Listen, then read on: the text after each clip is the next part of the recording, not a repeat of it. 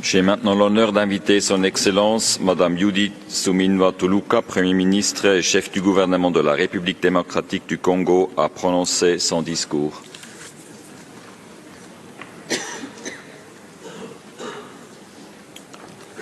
Excellence, vous avez la parole.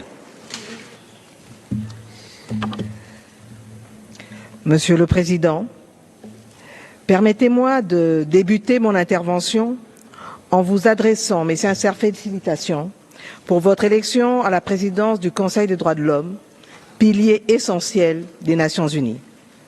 Je vous exprime mes vœux de plein succès dans l'accomplissement de cette mission d'une portée capitale.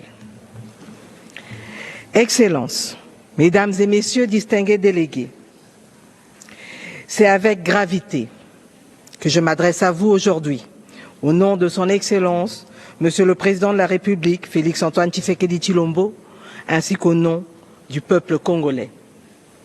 Monsieur le Président distingué délégué, je voudrais exprimer la gratitude de la RDC à cette Assemblée au regard de la diligence avec laquelle vous avez rapidement accédé à notre demande d'une session spéciale et à l'adoption à l'unanimité de la résolution le 7 février 2025 ouvrant la voie à la mise en place de la mission d'établissement des faits et de la commission d'enquête indépendante. Ceci augure un espoir pour des millions de Congolais qui sont encore aujourd'hui victimes des agressions répétées du Rwanda. Le gouvernement de la RDC s'engage à contribuer à la mise en œuvre de cette résolution adoptée le 7 février dernier, notamment en facilitant le travail de la commission d'enquête indépendante qui sera mise sur pied pour documenter les violences des droits de l'homme et du droit international humanitaire dans les provinces du Nord et du Sud Kivu. C'est dans ce même élan que nous voulons saluer l'adoption à l'unanimité de la résolution du Conseil de sécurité du 21 février 2025 enjoignant clairement le Rwanda de quitter le territoire congolais et de cesser tout soutien au mouvement terroriste du M23. Il en est de même de la résolution adoptée le 13 février 2025 par le Parlement européen qui a mis en lumière l'exploitation illégale des ressources naturelles par le Rwanda. Nous voulons saluer également la résolution prise par le Conseil de paix et sécurité de l'Union africaine et espérons des mesures coercitives pour la mise en œuvre de toutes ces recommandations en faveur de la paix. Ainsi, au regard des massacres et des exécutions sommaires qu'ils continuent de perpétrer sur notre sol, nous en appelons à des sanctions dissuasives pour permettre de restaurer l'ordre et la sécurité et protéger ainsi des milliers de Congolais vivant à Goma, Bukavu et dans d'autres localités sous occupation.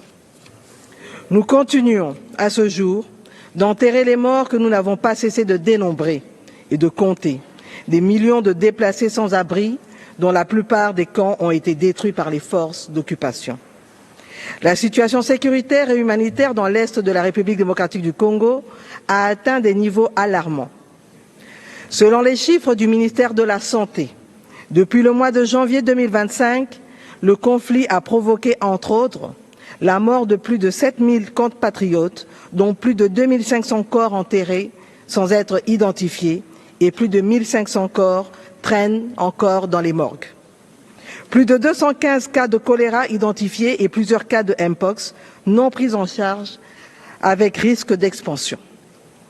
La destruction de plus de 90 sites, 90 sites d'accueil des déplacés internes, des attaques contre les hôpitaux et entrepôts humanitaires. Plus de 450 000 personnes, selon l'ONU, sont sans abri, nourriture et eau. Plus de 27 millions sont en besoin d'assistance humanitaire et plus de 2,8 millions de déplacés internes en République démocratique du Congo et particulièrement à l'Est. Mesdames et Messieurs, la RDC, en tant que membre de ce Conseil, réitère son engagement à continuer à œuvrer pour la promotion et la protection des droits de l'homme. Par ailleurs, suite au récent passage de notre pays au 4e cycle de l'examen périodique universel et devant le Comité pour l'élimination de la discrimination à l'égard des femmes, nous nous engageons à développer un plan d'action de mise en œuvre des recommandations de l'examen périodique universel et des organes de traité et comptant sur l'appui du Haut Commissariat aux droits de l'homme pour sa finalisation et l'échange des bonnes pratiques.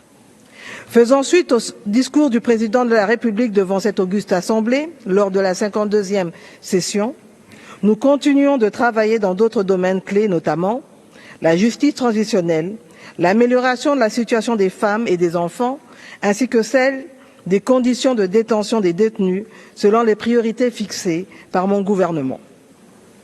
Concernant le droit à un environnement sain, la République démocratique du Congo, conformément à ses engagements en tant que pays solution, avec ses minerais stratégiques, ses forêts et sa biodiversité, continue de jouer son rôle pour la préservation de l'équilibre environnemental mondial, protégeant ensemble cet équilibre. Mesdames et messieurs, il m'est impossible de vous décrire les cris et les larmes de millions de victimes de ce conflit. Femmes, filles violées, enfants en relais de force, déplacés et orphelins. En outre, les défenseurs des droits de l'homme, les journalistes, les artistes, témoins de cette tragédie à l'Est, n'ont pas le droit de la raconter. Ceci nécessite une réponse internationale renforcée et coordonnée.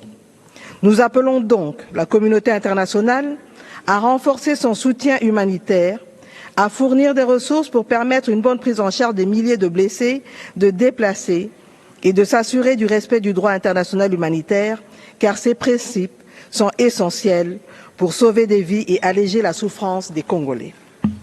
Monsieur le Président, Mesdames et Messieurs, la situation des conflits armés à travers le monde exacerbe les violations des droits humains et empêche des milliers de citoyens à accéder aux droits fondamentaux tels que l'accès à l'eau, à l'électricité et à l'alimentation.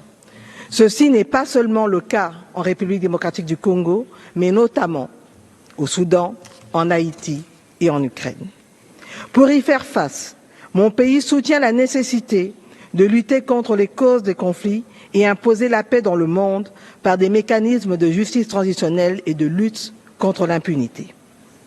L'histoire nous jugera implacablement si nous ne faisons rien pour mettre fin au conflit en République démocratique du Congo et dans d'autres parties du monde, conflits qui ne font que raviver la flamme de l'ignominie et tournent en dérision les principes et buts sacro-saints de notre organisation que sont la paix, le développement et les droits de l'homme. Nous pouvons changer le cours de l'histoire et nous en avons le devoir moral pour les générations futures. Je vous remercie.